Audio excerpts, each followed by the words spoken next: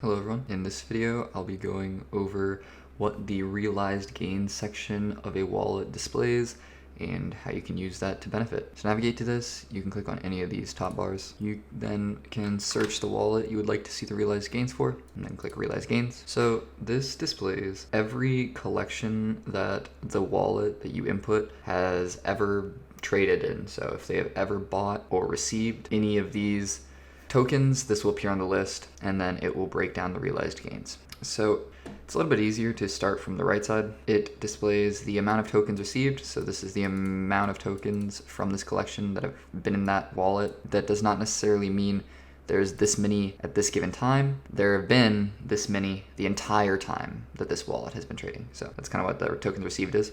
You can then see the amount that they spent to receive this many tokens. If you hover over it, it'll break it down on what the investment was and what they paid for gas. You can then see revenue. So based on the tokens they have received, you can factor in the percent sold to determine how many they have left, or then with that you can determine how many they have sold, and then you can break down that with revenue. So this is how much ETH they have brought in by selling tokens from this collection. And then there's realized gains, which would be revenue minus spent. So the collection with the most realized gains will be at the top, but if you click realized gains, it will flip that, and the one with the lowest will be at the top now. So this is useful because, as you can see here, this wallet has done a lot of trading in both art blocks and autoglyphs. Both have been quite successful, netting them a little over 500 ETH.